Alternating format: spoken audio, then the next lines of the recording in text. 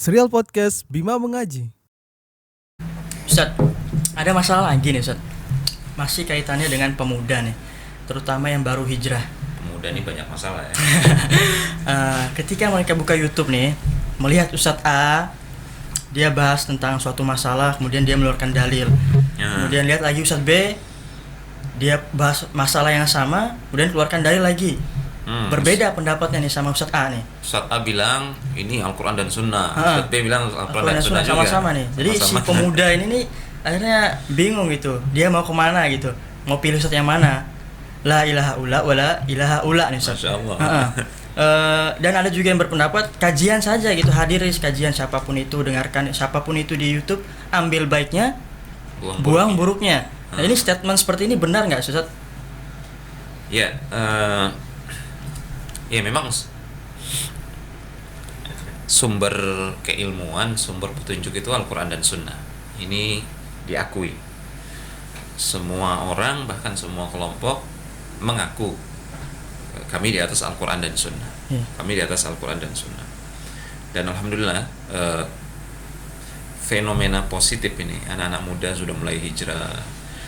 Cuman sayangnya di tengah jalan mereka tersandung oleh masalah-masalah yang seperti yang bilang ini gitu. Artinya ada perbedaan pendapat. Ustadz Fulan bilang A, Ustadz Fulan bilang B, masing-masing membawa dalil dan seterusnya. Dan kadang-kadang sering terjadi perdebatan gitu kan. Perdebatan antara mereka dan antara pengikut dan murid-muridnya gitu. Dan kadang-kadang perdebatannya nggak sehat gitu, tidak ilmiah. Debat di kolom komentar, kolom Facebook. Debat kusir dan seterusnya, nggak ada hasilnya, nggak ada dampak positifnya.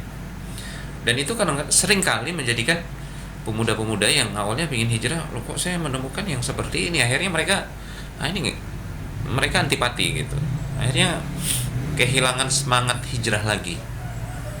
Nah, akhirnya mereka cari ke tempat yang lain atau pelampiasan yang lain. Iya, karena merasa nggak jelas gitu. Mereka nggak jelas, ya. Sebenarnya ada satu prinsip ini terkait pemahaman, bagaimana kita memahami Al-Quran dan Sunnah. Ya, sesuai dengan pemahaman yang diinginkan oleh Allah dan Rasulnya.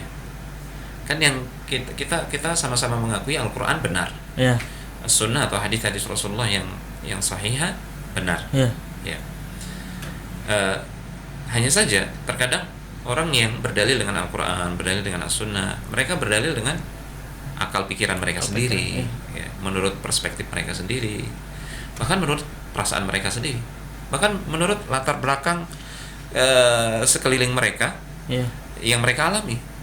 Dengan itu mereka menimbang dan menyimpulkan dari Al-Quran dan As-Sunnah. Ini keliru metode yang seperti ini. Iya, masalah besar. Karena Allah sendiri di dalam Al-Quran sudah menggariskan metode bagaimana memahami dan memahami Al-Quran. Di dalam Al-Quran sendiri? Allah sebutkan di dalam Al-Quran, dalam surat An-Nisa ayat yang ke-115, ya kan? Wa may yushaqiqir rasul min ba'di ma tabayyana lahul huda wa yattabi' ghayra sabilil mu'minin nuwallihi ma tawalla wa nuslihi jahannam wa sa'at masira. Siapa yang menentang Rasul setelah jelas datang dalil kepada dia, datang dalil kebenaran, ya Allah berfirman demikian, Rasulullah bersabda demikian, ya. Kemudian dia tolak, dia tentang, ya. Wa yattabi' ghayra sabilil mu'minin. Kemudian dia tidak mengikuti jalannya orang-orang beriman. Jalannya orang-orang beriman, tafsiran para ulama, jalannya orang-orang beriman ketika ayat ini diturunkan adalah jalannya siapa? Jalannya siapa yang beriman ketika ayat ini turun? Para sahabat kan? Dengan kata lain, ayat ini mengatakan, ya, dan mereka tidak mengikuti jalannya para sahabat dalam memahami Al-Quran, dalam mengamalkan Al-Quran. Padahal mereka yang lebih dulu beriman kan? Mereka lebih dulu beriman. Mereka yang paling tahu. Paling dekat. Bahkan dalam ayat ini Allah memberikan rekomendasi pemahaman para sahabat, pemahaman yang benar. Kita tinggal ikutin aja pemahaman para sahabat. Siapa yang tidak mengikuti pemahaman sahabat ini dalam memahami agama dan mengamalkan agama, nuwallihi ma tawalla, kami akan palingkan mereka kemana mereka berpaling. Artinya Allah tidak akan berikan mereka petunjuk. wa nuslihi jahannam wa sa'at masira, dan ujung-ujungnya mereka akan dimasukkan ke dalam jahanam, dan itu seburuk-buruk tempat kembali. Subhanallah. Na'udzubillah. Ini di ayat yang lain, kalau tidak salah di surat At-Taubah ayat yang ke-100. Was-sabiquna al-awwalun minal muhajirin wal ansar walladzina ittaba'uuhum bi ihsanin radhiyallahu anhum wa radu an.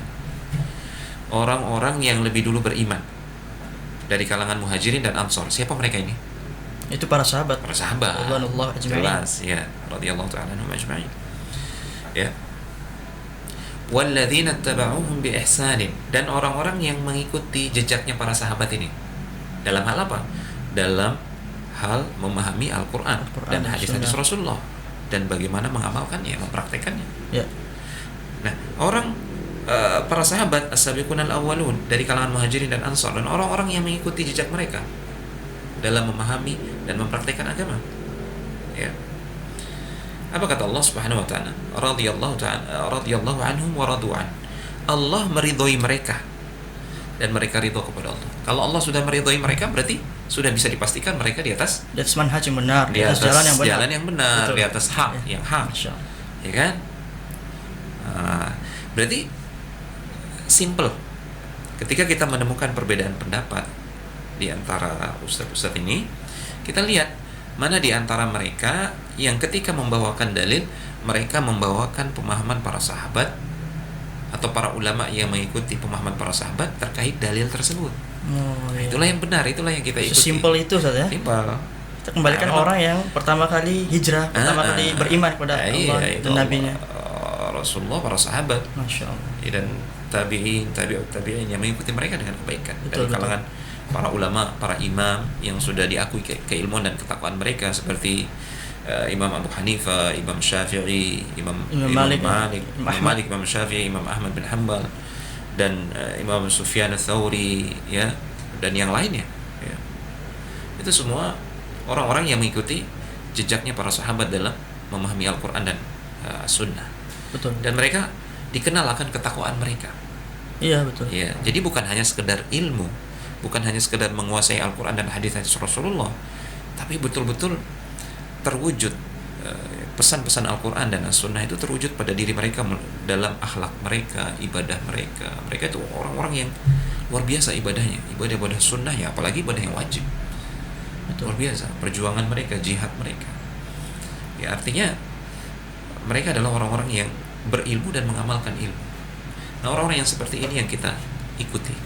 Masya Allah. Tinggal kita kembali. Kemudian terkait pertanyaan antum tadi, ya kita dengerin aja semua pendapat, kita tinggal ambil baiknya dan buang buruknya. Nah, ini nih bingung nih. Ya, ini ibarat misalkan nih ya, susu, kemudian kemasukan kotoran kucing misalkan gitu. Kira-kira antum mau ambil susunya aja atau gimana? Ya, ambil baiknya, buang semuanya dong. Buang semuanya. Iya. Susah gitu loh. Betul. Kita butuh ilmu untuk memilah mana yang baik mana yang buruk. Benar, ya. Kalau kita belum punya ilmu, bagaimana kita bisa menentukan ini baik, ini buruk? Betul. Nah, jadi simpel aja. Lihat mana orang yang konsisten berdalil dengan Al-Quran dan As-Sunnah. Kemudian dalam memahami Al-Quran dan Sunnah itu, dia memahaminya berdasarkan pemahaman para sahabat. Nah, kemudian terlihat juga dalam adab dan akhlak mereka, keseharian mereka. Ya, mereka mengamalkan ilmu, mengamalkan sunnah, ucapannya jujur, kemudian mereka orang yang amanah. Orang-orang yang seperti ini yang kita ikuti.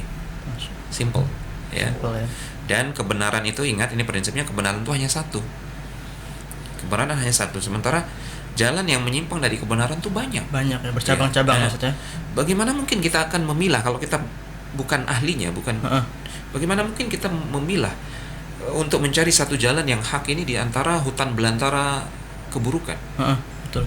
Ya kan, Rasulullah itu pernah satu garis gitu. Garis. Ya, diriwayatkan oleh sahabat, ya, khatta lana Rasulullah sallallahu alaihi wasallam. Ya, Rasulullah suatu ketika menggaris satu garis.